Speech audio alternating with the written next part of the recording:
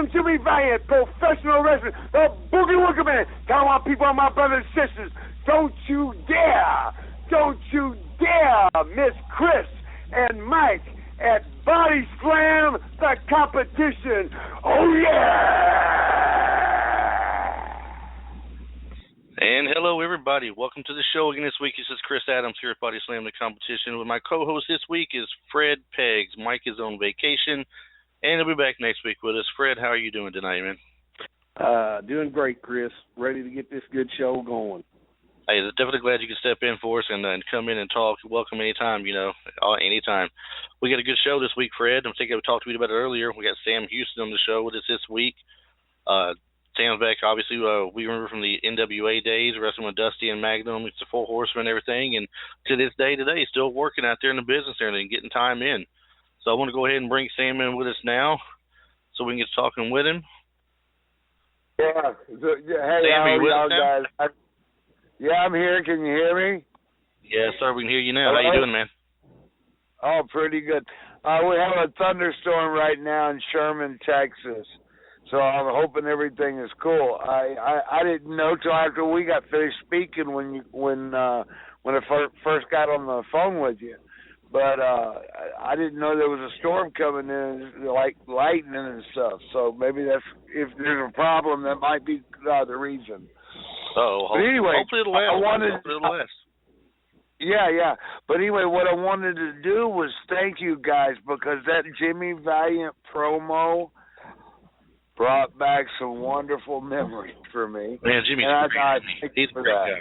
I love Jimmy Valiant. I love Jimmy Valiant.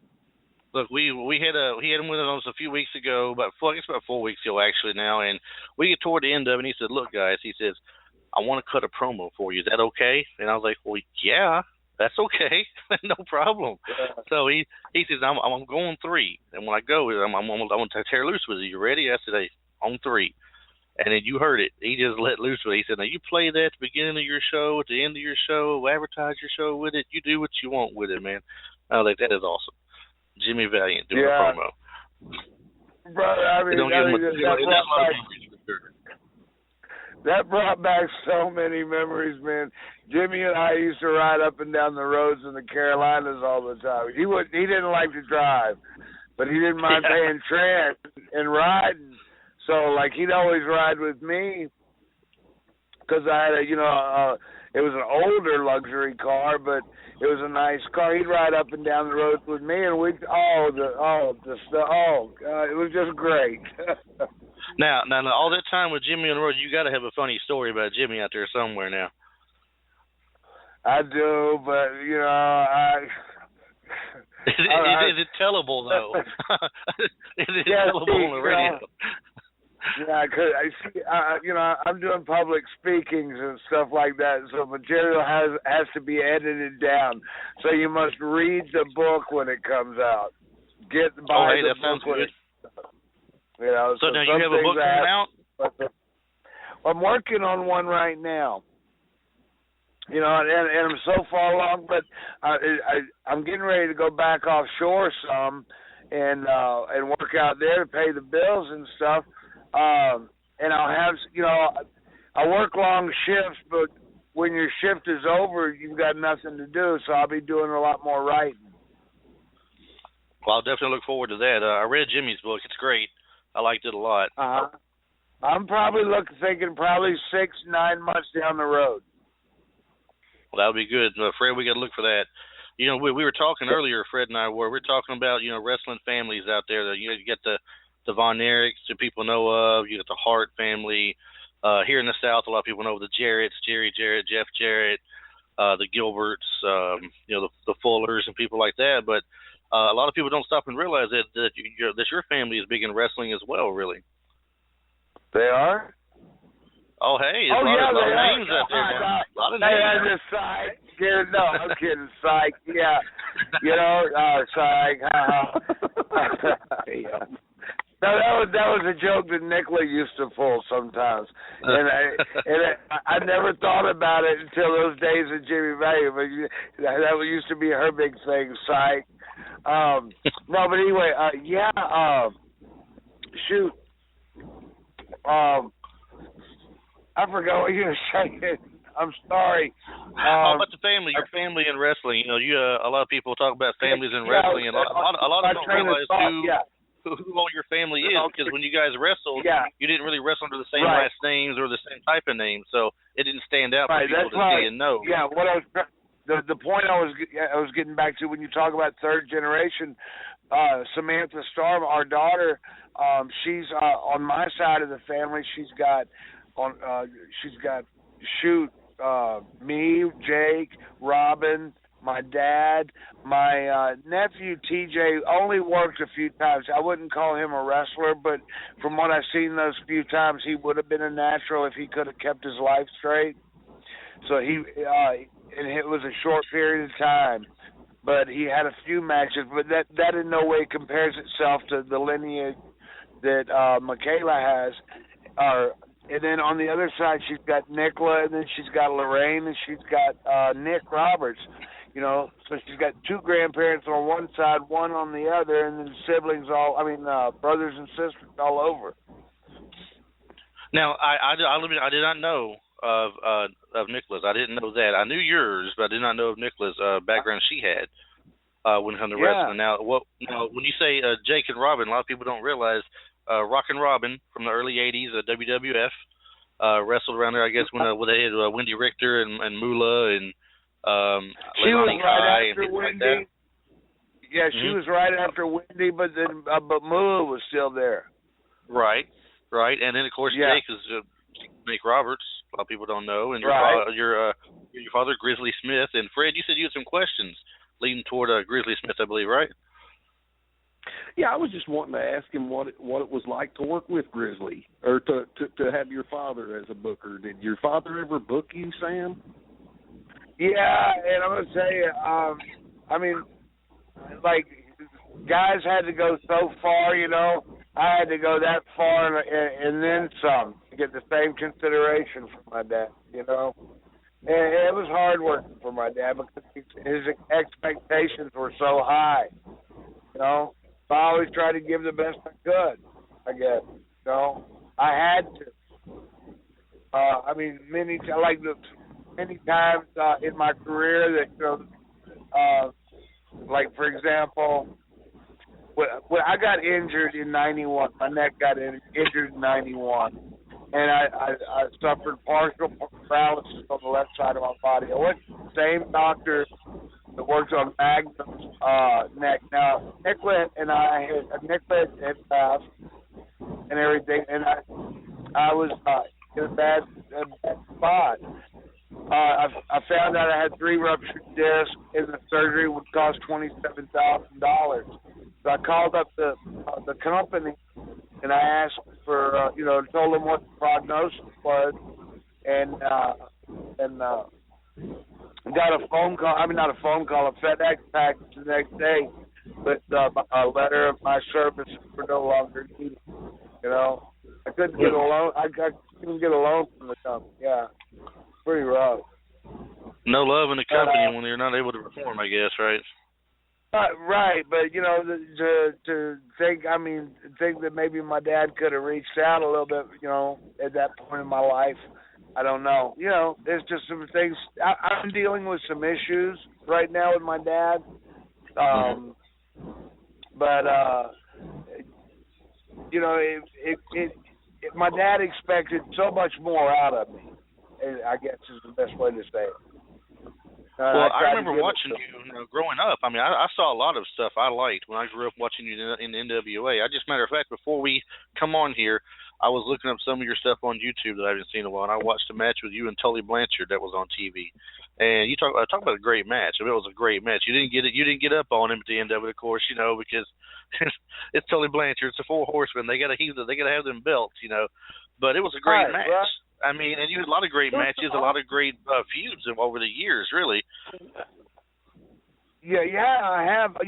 One of the best compliments I've gotten was Crusher Khrushchev, a.k.a. Barry Darsow, a.k.a.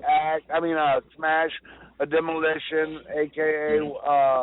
Blacktop Bully, all that stuff.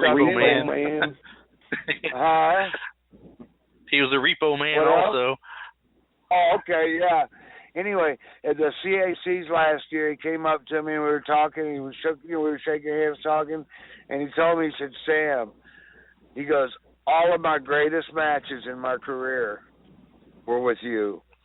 And wow, man, what an honor, But I was privileged. I was working every night with, Ole Anderson, Arn Anderson, Cruz Chef, Black Bart. There's so many styles. Abdullah, Barbarian. So many different styles, and so I had no choice but to learn, because I was learning from the best too, So I can't take all the credit on that. And then, probably my spirit and the way I am inside. That had a lot to do with that, how I react and how I work. Fred, you know who he reminded me of when I remember watching him when he was younger? He reminded me of a younger Barry. Well, Barry Windham was young at the time as well, but he reminded me of Barry Windham with his style. Kind of a tall guy, the same kind of a fighting style to him. It seemed like a little wrestling thrown in with some punches. You reminded me a lot of Barry Windham watching you out there. Oh, cool, man. Hey, man, he's one of the greatest. For anybody to put me in that esteem, that is wonderful. Thank you so very much. That's where I honestly thought Sam was better. That's just my point. I mean, Thank you. It's hard. I tried really hard. I tried really hard to make my maneuvers a little bit different than Barry's, because but Barry, one of the best workers in the business. Come on, guys. To be emulated and put up in that esteem, that's an honor, and I appreciate that. Did you Sam?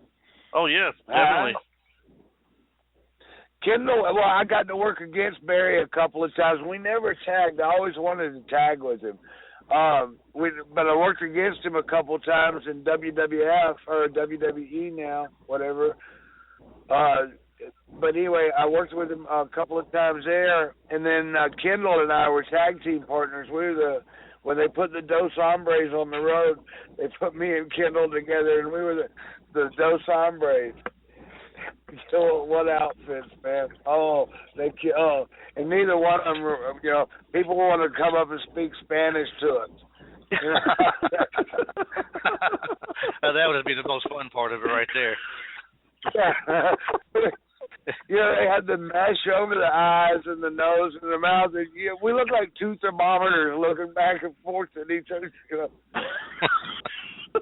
Now, speaking of tag teams, I have a question for you. Now, I seen something earlier, and I don't really remember all the angle that went on. I remember that they had an angle with the Midnight Express against the James Boys, and this was Dusty and Magnum under the masks. One weekend on television, they had the James Boys come out, and Cornette was out there with Condren and Eaton and Big Bubba, and they're waiting for the match to be done with. And you could tell it wasn't Dusty and Magnum out there in the ring, but it was two guys under masks, and the guy who got the pinfall for the match took off with a bulldog. Now, that wasn't you as one of the James Boys, was it? Yeah. That was you, okay. I figured it had to be. I don't remember them unmasking you. They said they unmasked somebody else. I remember, it seemed the name they threw out was like a Zane or something like that, I think, or Tony I forget Zane, who now. Yeah, Tony Zane. Oh, Tony Zane, that was it, yes. Oh, man, when he started, he got out there and started imitating, Dusty to, that was great. I about lost it, right? I'm glad I had a mask on. Everybody seen me laughing. They did a great job of doing it. And then, like I said, I was watching that match, and I saw that bulldog. I was like, man, that's got to be Houston. Because I know that, I don't want to use the word protege or anything, but they used to say that, that Magnum and Dusty used to take to some of the guys in the locker room more than the others as wanting to bring them up and see them do well. And they always threw your name out there with Dusty and Magnum all the time. And, of course, you got your chance against the Horsemen like they always did. And I was thinking, for someone who's so close to Dusty and Magnum, that would be only fitting to put him under one of those masks during the ring like that and have that little trickery going on. Yeah, that was me. But in the dressing room, I earned, where I got to. I fought for that. Well, I don't mean you didn't fight for it, but they said that it was what they everybody was just they say it's what you see and what you read and everything, but they were like that they would say Dusty and Magnum wouldn't always take to some people in the locker room, man. If the veterans didn't take to you, didn't like you, that you had a harder time making it in the business than what you normally would. You would make it on your own skill and everything, but you might have a tougher time if the vets didn't like you, the effort that you put out and everything. There's where the family history comes in. See, a lot of people don't know. Dusty was getting ready to throw his boots away and go back and be a plumber.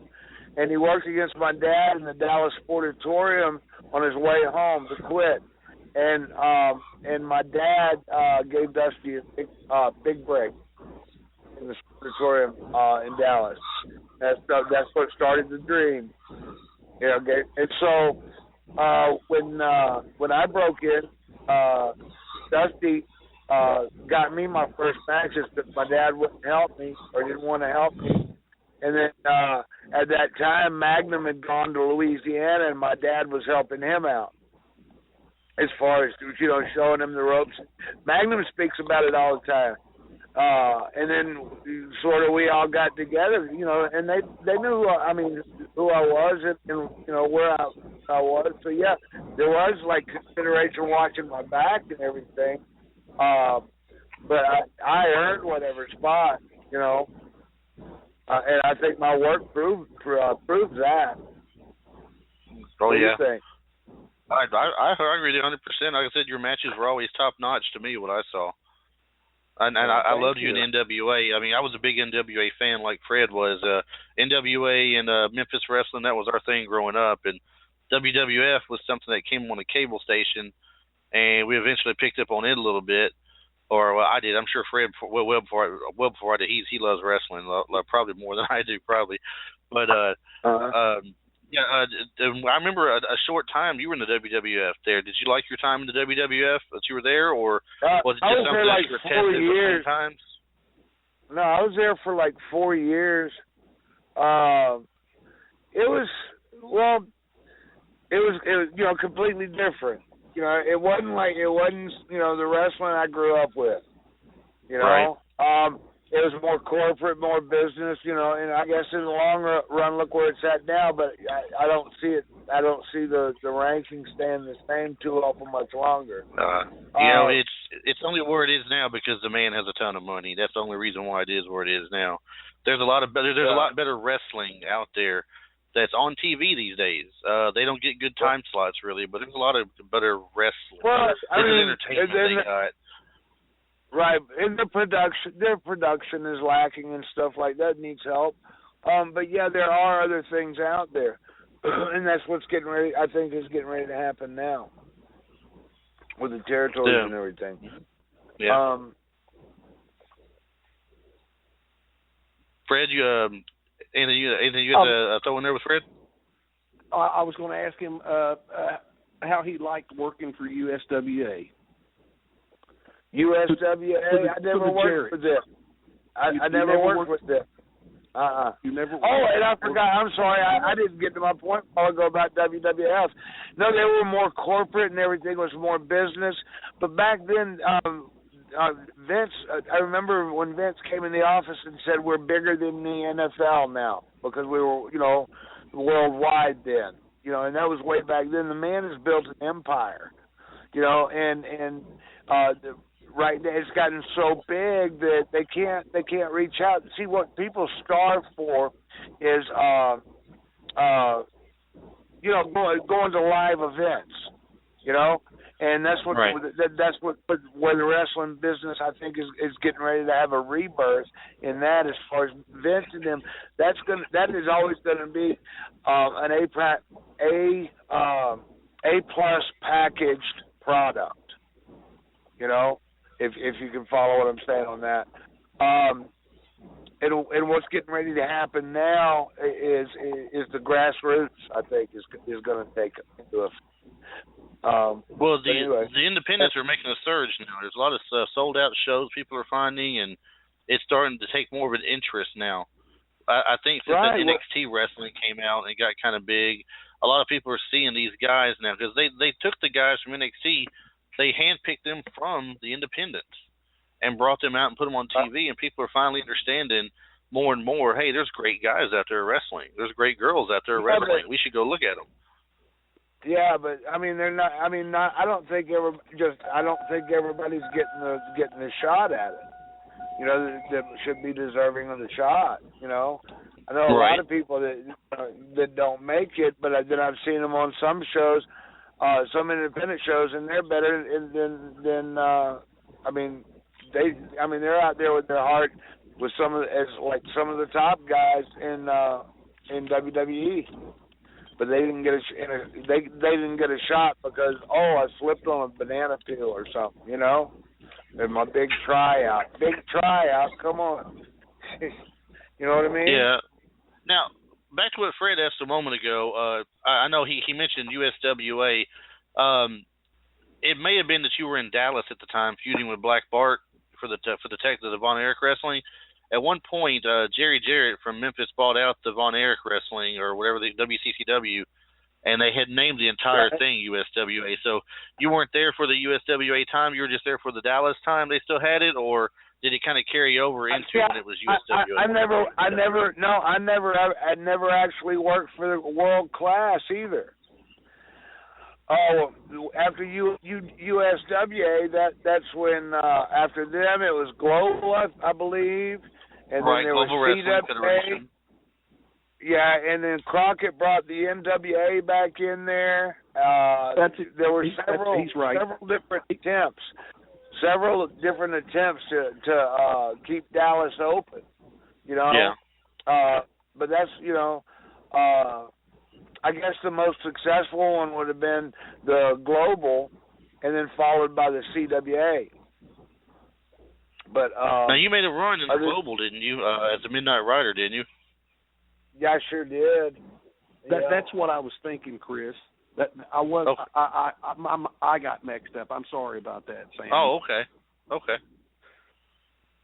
It's hard to keep up with the older ones. You know, they were selling like crazy back in the day. So. Yeah, y'all want to know a little bit about history? I'm the last. I'm the last person that ever stood or anything in the original Sportatorium ring before the CWA took over and filled that plank board floor with concrete and set their ring in there. But I'm the last person to ever be in the Sportatorium ring. I got a picture of it hanging on my wall. And I know this because I tore it down.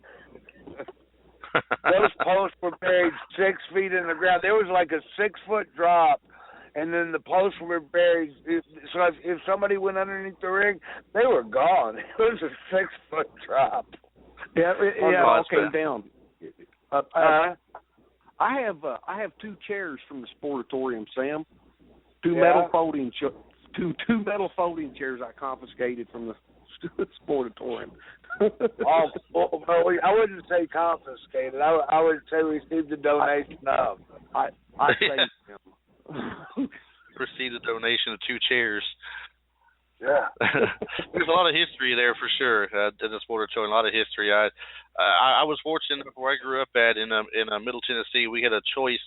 We had quite a few choices when the cable took over of what we could watch. At first, it was just the Jarrett wrestling in Memphis we got to watch, and then cable came on, and we had TBS, and I could see NWA, I could see WWF, I could see AWA, and World Class both on ESPN, and then the UWF, Bill Watts and all, they were on like late Friday nights on Channel 5 or something where I lived, and I had a good variety. Right. I got to grow up seeing.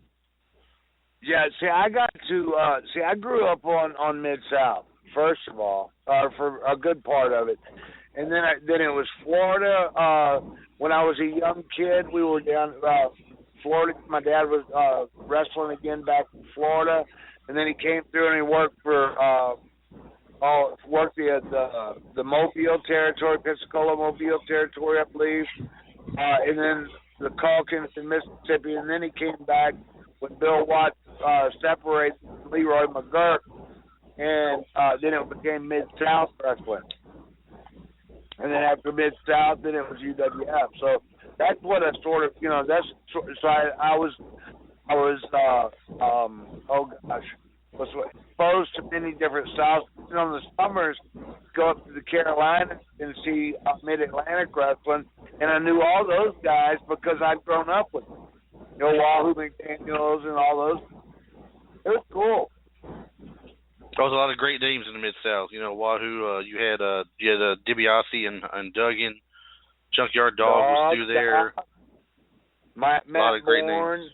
Bill Irwin, I mean, there was no Tony Atlas. There was no shortage of talent, and that's what Mid-South was beating Vince in the ratings. Mid-South, I think WWF was doing like 3.2s, and Mid-South tapes were doing, or UWF tapes were doing a solid 7, in the Nielsen's. That's amazing. I remember that. That is. Yeah. That is an amazing difference in the two, especially when you consider things nowadays. But it's, like you said, nowadays it's more, it's all entertainment these days. Everything is, there's no secret to it no more. It's not like it was when you were wrestling, when it was kayfabe time, when no one told what was really happening behind the scenes. You wouldn't see Ric Flair and Dusty Rhodes eating dinner together out in public. And when they were out in public, they were putting on that persona still for the people to see. There was just guessing from the crowd of what might be happening, and no one knew for sure. And that's what made it so fun, because you had to just sit there and you're racking your brains with your buddies. What's going to happen next week? What's this guy going to do? Because the show would end with somebody getting jumped on and beat up, or your heroes coming out and taking care of business, and you're celebrating it still. And what's next week going to bring? And now all you got to do is get on the internet, and you already know weeks ahead on some of these places. TNA they taped 6 weeks worth of matches and had all the outcomes online already. Where's the fun in that? Yeah. It's kind of like they tell you that, you set your DVR to watch the game, and you don't want nobody to tell you the score because you want to get home that night. You make it through the day and nobody's told you, and in the parking lot, the security, hey, man, check it out, he tells you the score. Never fails. Or you pull up in your driveway and your kids are outside in the front yard playing football, and they tell you the final score before you walk in. The last ones you expect to hear from. Yeah. But anyway, my time in the business was great and everything. I love it, and I still love it, and I'm still working. I'll be wrestling in Athens, Texas on the 26th. On the 18th, I'll be at the Rock Shop in Fayetteville, North Carolina, and then I'm doing a liver cancer event on the 19th in Fayetteville, North Carolina, and then I'll be doing speaking at Teen Extreme on March the 20th, and then I'll be appearing at WrestleCon on April 1st and April 2nd. I was going to bring up WrestleCon. I thought I saw your name there for sure. That's what I would like. That's what I would love to go to is WrestleCon myself, but it's too far away for me to get to, unfortunately. Well, I'll be there. So if anything real cool happens, I'll come tell y'all's radio station. I'll tell you on your show first. Well, you'll have to do that now. See, now I understand possibly next year. They're saying it might be in Orlando, Florida. And that's only 5 hours away from me. I can handle that. I can drive to there if that's the case. Right, I've heard, but I'm not sure. I can't. I can. What is it? What does the politician can neither confirm nor deny. Yeah. I plead the fifth. Oh, okay. Yeah. But anyway, no, but then after that, let me let your listeners know on something. December 13th, I did a television show with Lee Benton.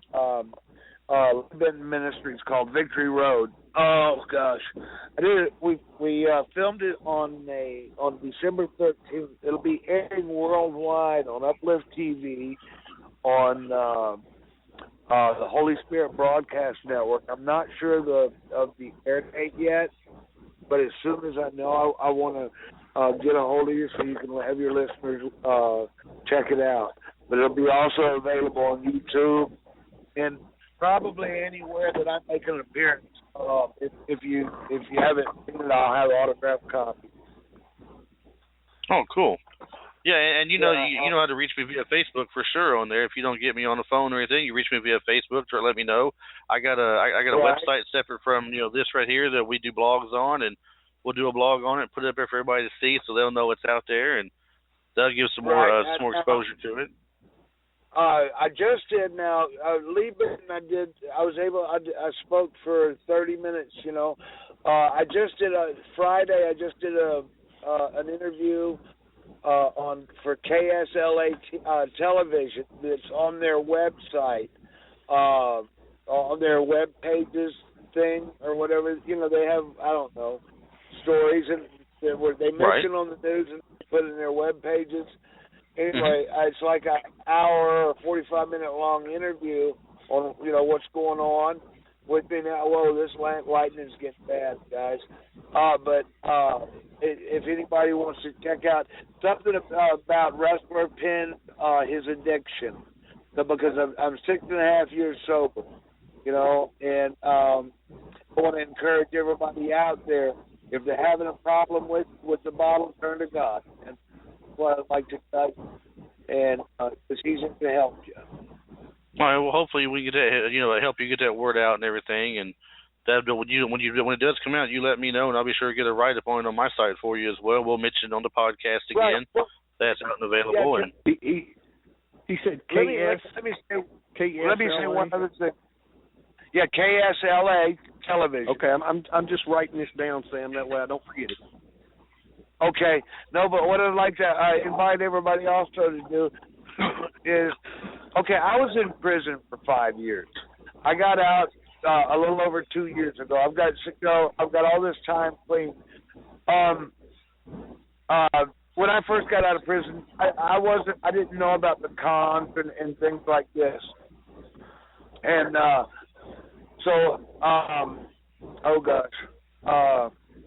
I found out, I went to the Superdome, the WrestleMania at the Superdome. I had to purchase, I worked for Vince 4.5 years, or 4 years, 4.5 years. I worked for 4.5 years, and I had to pay admission to watch my own brother get inducted in the Hall of Fame. Oh, wow. So anyway, that's all right. I did well. I did well offshore. I'm getting ready to return back offshore. But my dream right now is to be able to go to the WrestleCon. Now my booth is secured, so I'll be there. I want to introduce my daughter to the wrestling world. Her name is Samantha Starr. She's awesome.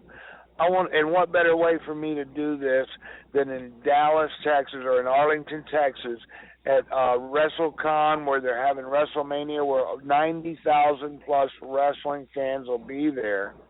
That's awesome. And what I'm trying to do, and I'm trying to do this liver cancer awareness. They started a let me tell you the story real quick. I hope you have a couple more minutes. Oh, we do. Go ahead. Okay, so anyway, I was preoccupied with the storm earlier. But anyway, the liver.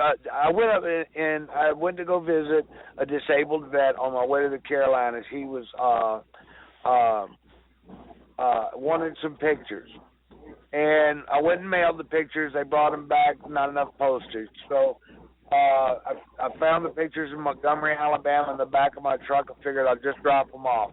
I missed him the first time, and I came back through and met with him again, dropped the pictures off. Well, he contacted me about this liver cancer event. Well, my mom died of liver failure, so things with the liver are close to my heart. So I said, yes, I need to pay, all I need is expenses. They started a GoFundMe account. It didn't do well. So, but I'd already committed to the GoFundMe account. So what I want to do, I'm trying to raise money to make the trips that I'm making for the liver cancer event and to speak at the Teen Extreme. And the way I want to finance it is I've got T-shirts on my Facebook that you can do the PayPal thing. for order. If somebody's interested, please pick one up, and I'd like to go ahead and get the order out, because until I get back offshore, I'm hurting a little bit. Yeah, I wanted to ask you to put that out there. I seen where Terry Frederick in some of the groups that I'm in, and I don't know if Terry's listed or not. If he knows about the podcast yet, I'll have to get with him. But I saw him advertised, and I thought I was going to get you to put that out there while you were on the show with us. It's a good deal for the T-shirts. It sounds like a nice thing there. So, because I'm not the type of person that wants to ask anything for asking for something for nothing. And I figure this is a good deal, and it sure would help me out. hey, Sam, I tell you what, man, there's nothing wrong with having stuff for sale. Being a former, when you like from back in the day, people remember you. I've had Bill Dundee on here, Bobby Fulton, Lance Russell, Jimmy Valiant, Ricky Morton. You've had the greats. Yeah, and they all have shops, and they all sell autographed pictures and autographed. They get their book, they autograph it if they have one. T-shirts and things. That's something you should really put, maybe a little more time into. And have some T-shirts for sale, autographed pictures for sale. People buy those things up these days, man. We're all snagging things up from our childhood, making collections. I myself the same way. I don't know how to do all that. As soon as I get all that figured out, I want to do it. I've got pictures that people wouldn't believe. I got one picture of a 250-pound ram following me all over a mountain. Wow. Anyway, cool. Hey guys, I gotta run. I mean, it sure has been a pleasure, and thank you very much. But the storm's coming back over, and I want to get off of here. Don't blame me at all. We really appreciate you coming on the show with us, Sam. And if it's okay with you, maybe later down the line sometime, we'll bring you back on again. We'll talk some more about it. I'd love to, because I got a lot. Yeah, if you get a chance to talk to your daughter and Nicola both, tell them I'm trying to reach out to them to get them on the show. I talked to your daughter once already, and we're going to schedule a time, but tell them we look forward to talking to her as well. And if you can get a hold of Nicola, we'd love to have her on the show as well one day. Sounds good. All right, my brother. I'll see what I can do. Sam. Yes, sir. Sam, could you give us a promo real quick about Body Slam the competition? Could you cut us a promo real quick? Yeah, do a handsome Jimmy. You should do a handsome Jimmy. I can't do it. Oh no! Hey, what's wait? What is it? Body Slam what? Body Slam the competition. Oh, Body Slam the competition. Okay. Let me think. Hey folks, it's Sam Houston here. Let me tell you something. I've been in there with the biggest, the baddest, the best bulls in the world. From Abdullah the Butcher, the list goes on and on. But when it comes right down to it, I'm here to body slam the competition with these guys. Good enough. That's awesome, man. Thanks a lot. We appreciate you, Sam. You have a great night. Once again, hey, reach out to me on Facebook. If I can help you out with that website, I'll try to help you out on getting it up as well. I do a lot of that stuff sometimes too. So we'll be in touch with you again. Okay, all right? Super. I'll give you a holler later. I got some things going on right now, too. Okay. All right, talk to you later. Bye-bye. All right, thanks. Bye-bye. All right, Fred, you with me still? Yes, sir. All right. Well, we got a lot of stuff going on tonight still, man. You know what tonight is, right? I know a lot of people telling me I'm crazy for continuing my show tonight, believe it or not. They said, Chris, why are you having your show on the night of the pay-per-view is on? What are you trying to commit podcast suicide? Are you trying to? You know what? Suicide. We got this thing locked down, don't we? You wasn't aware? Yeah, it's one of those pay-per-views by that big company out there. They got some of their same old talent that fight each other every Monday night. National Wrestling Award? Yeah. Well, no. We haven't had that big one in a while. They got some company called the WWE that has a Monday night show. I don't remember them. I remember the WWF.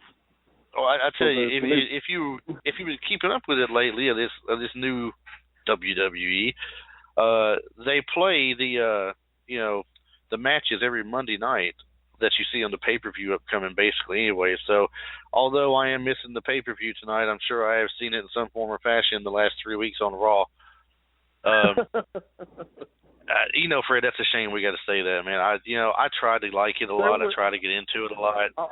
I'll tell you, Chris, there was a wonderful pay-per-view down in Madison, Indiana last night. It was a great show. Had 8 big matches. The building was full. It was a wonderful pay-per-view. Cost $8 to get in. A wonderful paying only $8 to get in a sold-out house. Imagine that for $8. Then it was and just goes to show you don't have to charge.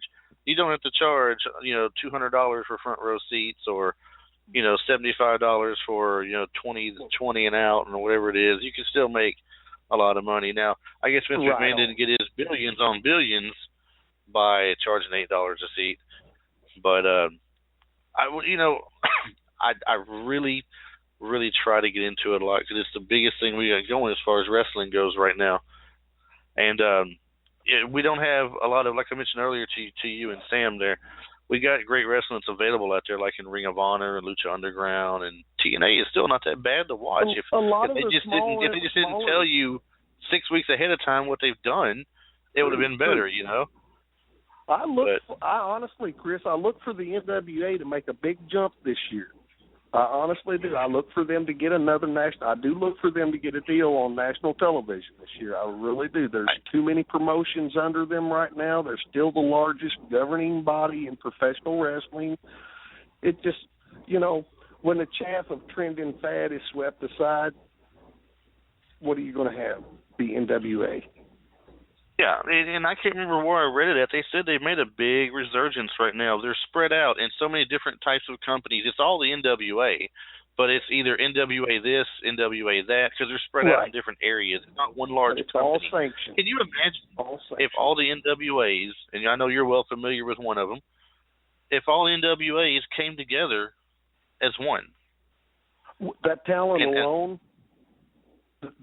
just on the talent alone, I honestly believe it would take the legs right out from underneath the big machine.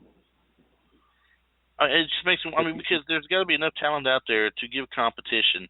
And I've seen some of these things out there. I've seen some of the competitions out there. Now, Bobby Fulton, he's on our Facebook and I talk with him occasionally every now and then. He's been advertising a lot about going. He just went to Tennessee last night and wrestled, I believe it was an NWA event. I'm trying to find if I can while I'm talking to you here. I believe it was in Kingsport, Tennessee. It may have been Kingsport, and he had a great tag team match there. And one of the guys was Rob Conway. And you've seen Rob Conway up your way before, right? Yeah, neighbor. Mm-hmm. Neighbor, literally. Neighbor. So, you know what I'm talking about. Rob Conway, a lot of people may not remember, because they didn't give him a lot of time, and they didn't give him a lot of opportunity, but he was in the WWE. Rene Dupree. His eyebrow didn't work right, and he didn't have a clever catchphrase. He was one of the unfortunate people. I like to call those people the Karl Malones of the NBA when Michael Jordan was around. Karl Malone was great talent, but he was never going to win a title or be really huge when Michael Jordan was there. He was everybody who was in the league was behind him, regardless. Now, when he left, it was all like an open field at that point for a little bit. And it's the same thing with wrestling. You had these eras, in that point, there was the Attitude Era. You had The Rock and Stone Cold. If you didn't guzzle beer fast enough or your eyebrow didn't jump up on one side, or you didn't have that clever catchphrase like you said, you didn't really stand out so much. And I think Rob Conway had his one little thing he tried to pull off, and that is, he didn't like to do things the right way. He liked to do things the con way. And if I'm not mistaken, that's what he would say. And that didn't catch on too well. But wasn't he a part of the tag team with Rene Dupree? What that was? Rob Conway, Rene Dupree? La Resistance. They were tag team teams, were they not? Yes. Briefly. Yes. But then he came and told me he was... Go ahead. No, go ahead. He came and told me what they was going to do with him. I was glad, and in the same breath, I kind of wasn't, because I knew that was just a backseat for him. Mm-hmm. I was happy for him that he got that break, but in the same breath, I felt like Rob deserved the singles. Do you know what I would love to see in the worst way? I've said it before in this show, and I'll say it again. And talking with Sam Houston earlier, anytime we talk to anybody that's a legend, and I put Sam Houston legendary up there with these other guys I mentioned that we had on the show. Yeah. All right, I put him up there because he had great matches during my time growing up. He could wrestle. It was a great wrestling experience, a wrestling company, and to me, that's legendary right there. And that you don't see these kind of things anymore because we know what's going to happen. And I would just love to see somebody give Vince a scare, a true run for his money, and topple him in the ratings for some weeks and give him competition. And you know who it has to be. I'm going to tell you who it has to be. It's not going to be TNA because they don't have the smarts. They don't have enough. They got the money, but they don't have enough smarts to give the right people control to run the product. All right, and they're not going to do it, so I'm not going to expect it anymore. It has to be the Ring of Honor. That's the team of the show that has to do it. Because let's face it, Ring of Honor over the years has lost people to WWE, and they are still strong. They've still got a big fan base. Right. So, if I'm not mistaken, I believe Ring of Honor started grassroots right up the road here in Cincinnati when they first surfaced. I believe they were the what was left over of ECW, perhaps. I think it's true. I believe it has something to do with that for sure. If I'm mistaken, I do think you're right on that. But have you seen all the names over the years that they have put out? And I'm sorry, I was just answering somebody. There was a guest in the chat room that popped in and said that as a Robin Kurtz. Robin, if you're still listening, thanks for listening to us tonight. She said she's such a huge Sam Houston fan. Thanks for having him on. And, of course, it was our pleasure having him on. And we're glad for her to listen. Absolutely glad to have you listen. We hope you listen to us more often. We got lots more people to come over to, over the weeks upcoming and listen to, jump into the archives and see who we've had already. A lot of great talent that's been through here to listen to from back in the day. A lot of great legendary people. So definitely glad to have you on listening with us, Robin. But think how many people have come out of Ring of Honor that WWF has taken over the years. All right, the American Dragon, who was none other than Bryan Danielson. All right, I think he went by. I think he went by Bryan Danielson there, but they called him Daniel Bryan, of course, when he come there. Right. CM Punk, who got to keep his name. Now Samoa Joe, who's there, he's got to keep his name. AJ Styles, who has kept his name. AJ Styles. All right, you had Tyler Black, I think his name was. Tyler Black. Seth Rollins. Tyler Black. All right, John Moxley, which is who? Dean Ambrose. I don't recall what Cesaro's name was there, unfortunately, but he was there. That's 8 people right there off the top of my head, talent-wise. Can you imagine if those 8 people were still there in Ring of Honor with Jay Lethal, with the Briscoe Boys, with the Young Bucks that come through there? I mean, think about how big that show could be. See, when I think of Ring of Honor, I can't not help but think of the OVW. Mm-hmm. Because you can honestly say the same about OVW as you can Ring of Honor. Yeah, you know where I'm going with. The Randy Orton came through there, Dave Bautista, John Cena. CM Punk was even down here. I believe this was almost like a farm. Brock Lesnar was an OVW. Lesnar, Shelton Benjamin, Charlie Haas. Charlie Haas.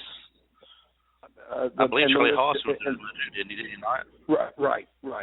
And that list, I believe if we actually sit down and thought about it, there would be more that, and I'm sure there is more from the Ring of Honor that we just can't think of that has made the transition to go up north. A lot of those guys have been buried and swept aside. And I'll speak on one right now, Shelton Benjamin. Oh, yes. Great talent. Super talent. Tremendous talent. There was no reason why the kid didn't get a singles push for the World Championship that I can think of whatsoever. Move for move, anybody in the business going today. That's true. And I just got with Charlie Hall. And I just got word. I'm sorry, Fred. Robin's still with us. She's in the chat room here, and she says Claudio Castagnoli. That's who Cesaro was. Yeah, thank you very much, Robin. Thank you. Claudio Castagnoli, that was his name. At one point, him and Rusev were actually tagging at one point. That's when it was NXT. Before they called it NXT, I think they called it was a Florida Championship Wrestling again or something like that. Yes, FCW, yes. Yeah, FCW, and they actually tagged together at one point. Him and Rusev did there. So they brought a lot of good talent up through there. They've taken from indies and other places as well. One of the biggest names I think when it comes to indies and guys, they got a guy called Ricochet. I keep hearing a lot about that's out there. I hear a lot about Ryan O'Shun. And I've heard him from somewhere before. I don't know if he was in WWE at one point or somewhere else, but the name O'Shun sounds familiar. Man, I just can't think. I wish I could think of where. But there's so many good people out there right now that could be taken up to the next level, and Ring of Honor has to get them. Talent. Right, and Ring of Honor has to try and get them if they can. Who do we have in TNA that would be a great addition to Ring of Honor? Just about any. To anywhere they went, just to anywhere we went. EC3, Ethan Carter, yes, Eric Carter, John, yes. Beer Money Bobby still Roode. Bobby yes. Roode is just Roode. Man. He's half of Beer Money. Also, Bobby Roode and James Storm. Yes. They no longer have Austin Aries like they had there. He's in NXT now, but they still got quite a few talent there that could be big somewhere. And if Ring of Honor, I don't see how much longer TNA can last. If Ring of Honor can just talk and say, hey, look, let's let's buy you out. It's not going your way. You're not going to last much longer. You're fading faster and faster and faster. Come on. Angle had I forget what his last match was against Bobby Lashley. I think Bobby Lashley's still there. And Bobby Lashley can be big somewhere still. Yes, Bobby Lashley is contracted through TNA and Bellator fighting championships currently. Okay, so he could do a little bit of anything he wanted to at this point. It's out there. There's plenty of people out there that can make a viable competition against Vince McMahon if they really wanted to. It's just a matter of bringing them in. And they say the reason why Jay Lethal says he hasn't left, the same reason why the Briscoes and the Young Bucks haven't left. There was somebody else, I don't remember their name at this point, who it was. They were saying same reason why they don't leave. There is no pressure, they say, at Ring of Honor, like they pressure you in the WWE. There's no pressure on them there. They're not making billions of dollars, hundreds of thousands of dollars there, I'm sure. But, there's no pressure on them to do what they're doing. They're putting out a good product. They're entertaining the crowd. They're entertaining people. They're building up talent. Exactly. And there's no real pressure on them to have to do something. Right. And then they pretty much give those guys free range. They don't feed them a script. This is what you need to do. This is what you got to say. I think they pretty much give those guys an open mic. I think for the most part they get open mic. And to me, it's just that makes a whole lot, better product than something that you is scripted. I wonder something now. I don't know. A lot of people tell me that I'm crazy to even think of it because they say he's not very entertaining when he talks. So what would it be like if Roman Reigns got free reign on the mic to talk and didn't go by what they put out there for him? Would he be any better? Would he be any worse? That's something we've not got to see yet. You see what I'm saying? I don't know that I've ever seen Roman Reigns give a decent promo that wasn't, that was his. And I know I haven't seen him do a good, in my opinion, solely my opinion, I know I haven't seen him put out a good promo yet. I don't know. That's something we may not get to see. Well, when he came in as the Shield, he didn't have to talk a whole lot. His actions spoke more than his words did with the Shield. Maybe. I doubt it would ever happen again, truthfully. If it did, it wouldn't last long because they tease us with DX reunions just to have the guys turn on each other 2 weeks later. But, what if you can have a Shield reunion where Seth Rollins comes back from the injury, realized how wrong he was. They've got their own guys now. They got this nation of people now. They got that's running alongside with the Authority now. He's on the back burner. He's no longer important anymore. Triple H has the belt to top it off. He's not going to hand it over to Seth Rollins if he comes there. So, maybe he should realize now where he's at, and they should put it in a sense to where he comes back and they do reform the Shield because they say he's coming back as a babyface anyway. that they're going to take that chance to babyface again, see how well he pursues on from there. Because Tyler Black is? Yeah. Tyler Black. Seth Rollins. Tyler Black. So we're start calling him Tyler Black. See, Kevin Steen. Kevin Steen also. There's another one out there we didn't mention earlier, Ring of Honor person, Kevin Steen. Right. You're exactly right. See, I did not recognize Seth until I did a little bit of homework and said, well, hell, that's Tyler Black. And Exactly. It just was over my head because, I'm not that deep into the new breed like everybody else is. But it took me a few seconds to put that together that, hey, that's actually Tyler Black. And he's a great talent. I mean, he's just there's undeniable. One thing I did mean to ask Sam earlier, and we did. Next time we get him on the show, we'll ask his thoughts about the style of wrestling today versus what they've had in the past. I mean, it's a completely different thing. Like Dundee said when he was on, it changed. The business changes like every 10 years. It seems like some new style is out, and that's all there is that you see. And you would think that you think these guys are going to kill themselves out there sometimes when you watch. I mean, it's so acrobatic. In my opinion, Chris, it's the ring psychology. It's the new kids are just being pushed to their limits physically, and they're not being taught the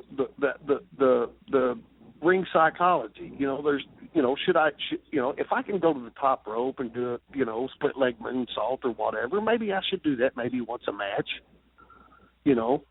But the high impact moves that are definitely going to be, as we saw a couple of weeks ago, shortening careers.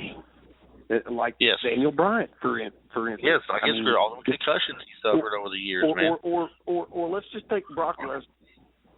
Now we all know that he can perform the shooting star splash. Did he botch it one time? Really bad? Did he botch it? Okay, yes, but I'm surprised he made it out. Yeah, true. I'm really surprised he got away with that. It's the high impact moves that the crowd is basically thirsty for. I don't know if that's the right term. They should do it more Vader-like. I mean, Vader did it, the moonsault. That was his biggest move. But he didn't push it beyond something he couldn't do. Other than that, he was just pummeling people, slamming them, suplexing, powerbombing. And then out of nowhere comes that moonsault.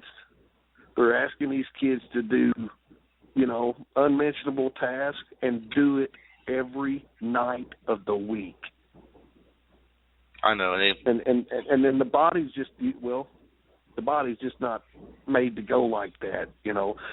With the exception of a few people that are still good in their 40s now. I mean, they have to really be working out a lot to stay in that kind of shape and practicing and to practice their performances and all this good stuff to keep up with it. But man, it's going to be the death of a lot of them sooner or later.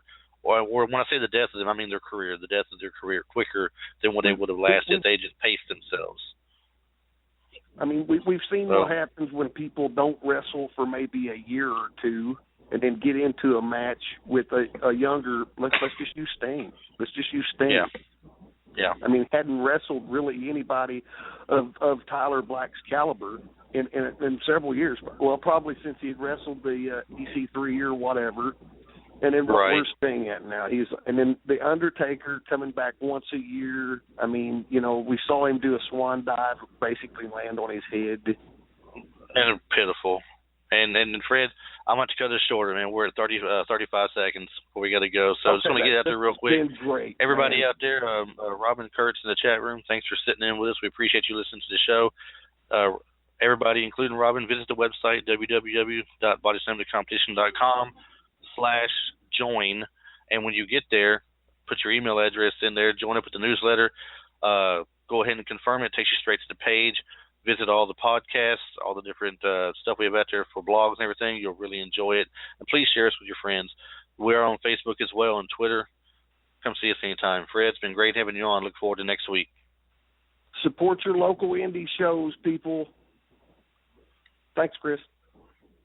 Hey, thanks, Fred.